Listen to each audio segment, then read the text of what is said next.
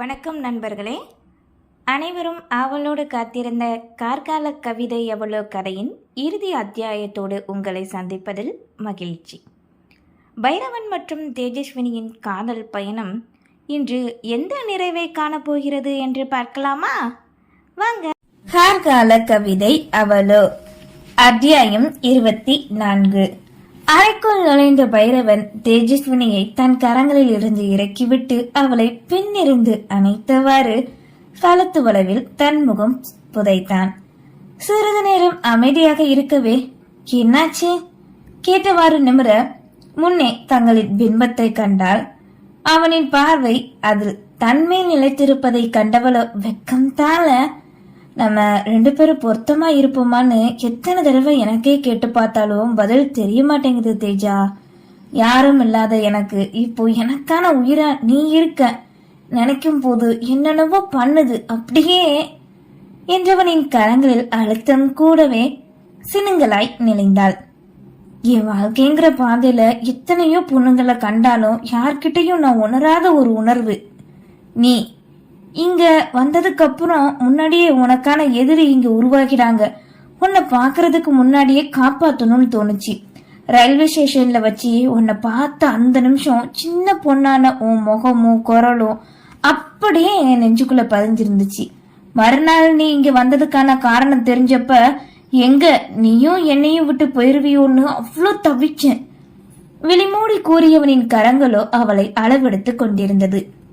ஓ சித்தப்பா என்கிட்டயே உன்னை இந்த ஊரை விட்டு அனுப்பணும், நீ பண்ற எல்லாத்துக்கும் எதிரா இருக்கணும்னு சொன்னாரு.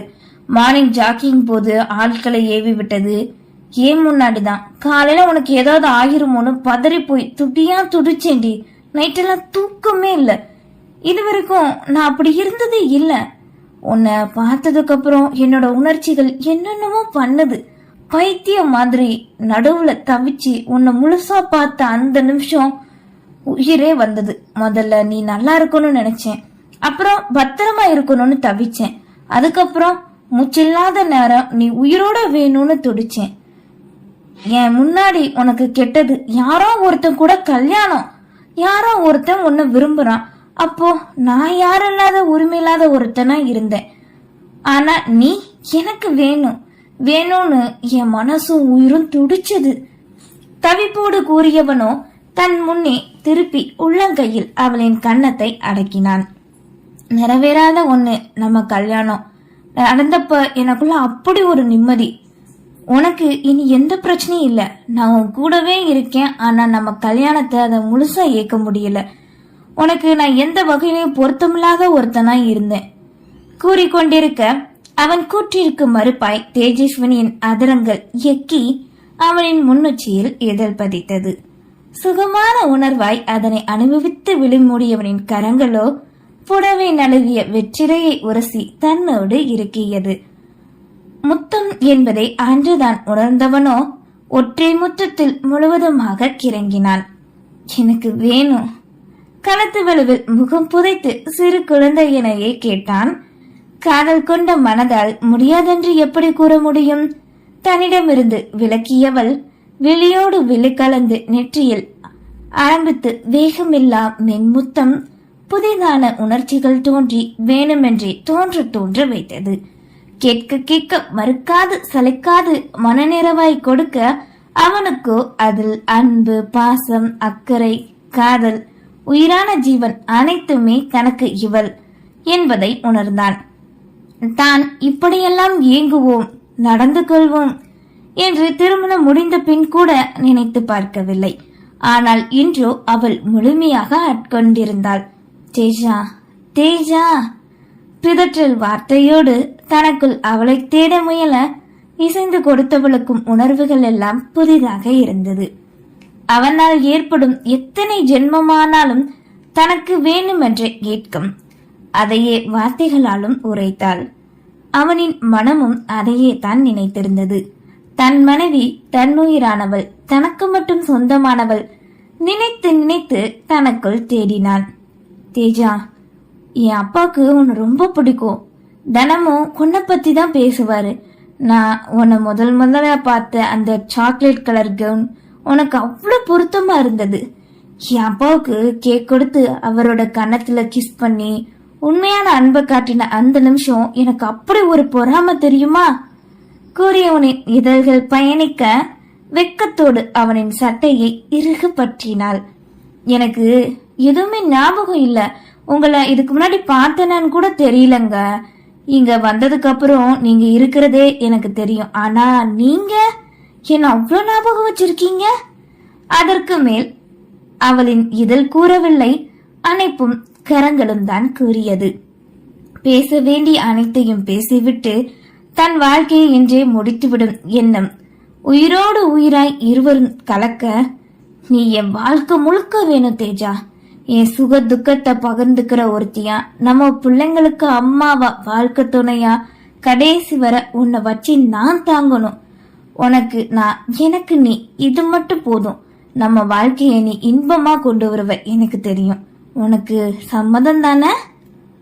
உணர்ந்து கூறி அவன் கேட்க தலையை அசைத்தவளோ அவனின் மார்பில் புதைய அவளோடு சேர்ந்து படுக்கையில் சரிந்தான்.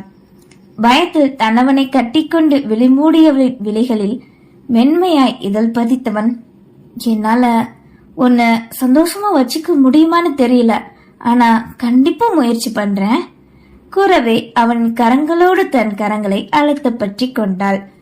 நீ என் கூட இருந்தாலே எனக்கு சந்தோஷம்தான் பைரவ். உனக்கு பொருத்தமா என்ன பிடிச்சிருக்கா? பிடிக்க போய் தான் கல்யாணம் பண்ணேன் கூறியவாறு அவனின் சிகைக்குள் தன் கரங்களை அலைப்பாய விட அவளின் கரங்களை எடுத்து உள்ளங்கையில் முத்தமிட்டு தன் நெஞ்சில் வைத்து அழுத்தினான். நான் என்னோட தோற்றத்தை கேட்டேன்.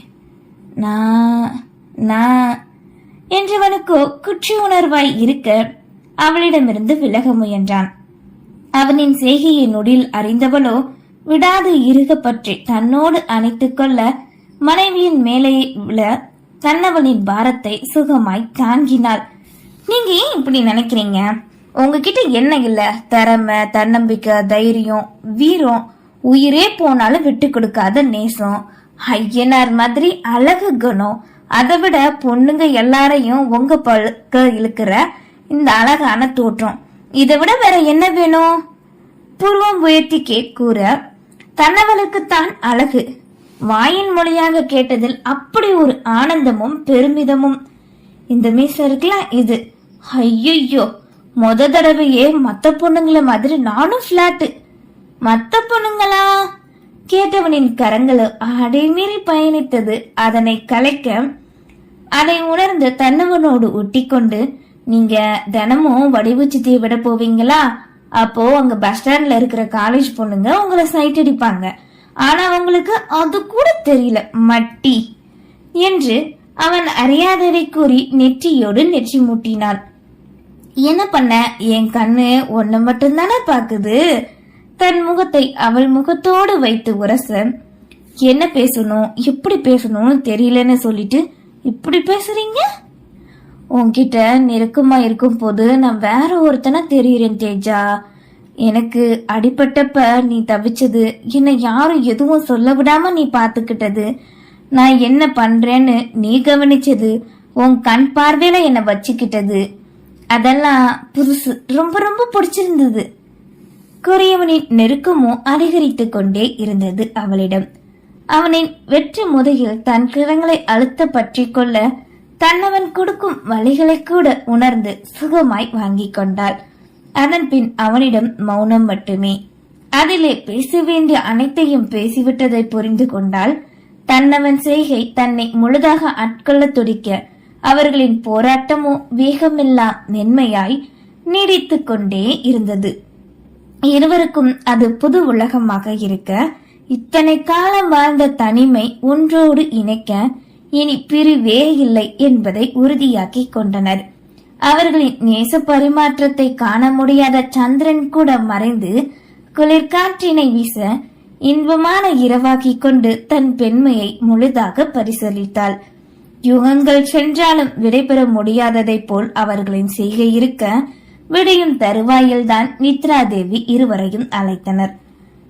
ஊடல் முடிந்து தனவளிடம் இருந்து பிரிந்தவன் முதல் முறையாக இதழில் இலைப்பாரினான். அவளின் ஒவ்வொரு அணுவிலும் அவனே நிறைந்திருந்தான். செவ்விதழின் தாகம் பருகியவன் அவளின் தாகத்தையும் போக்கிவிட்டு தன்னோடு இணைத்துக் கொண்டான்.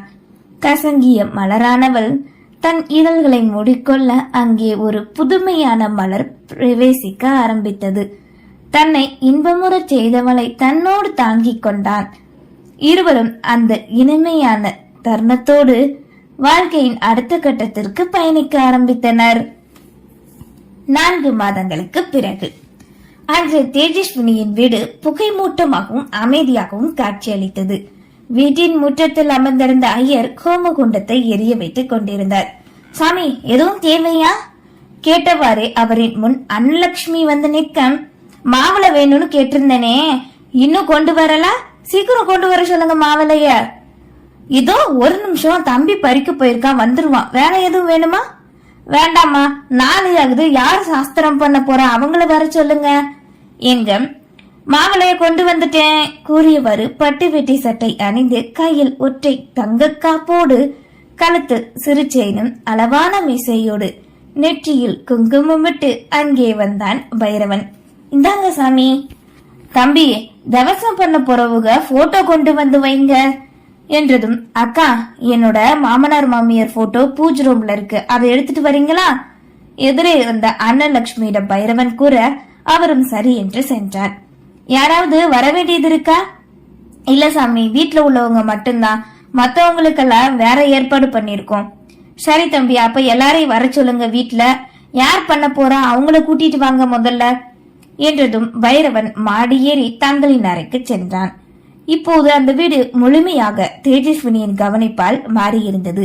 வடிவுக்கரசி அவமானம் தாங்க முடியாது தன் பிள்ளைகளையும் தங்களின் சொத்துக்களையும் மட்டும் எடுத்துக்கொண்டு பெருநகத்திற்கு சென்று விட்டார். அந்த வீட்டிற்கு ராஜாவாக தன்னவனை மாற்றியவள் அவனையே ஆட்சி செய்து வைத்தாள்.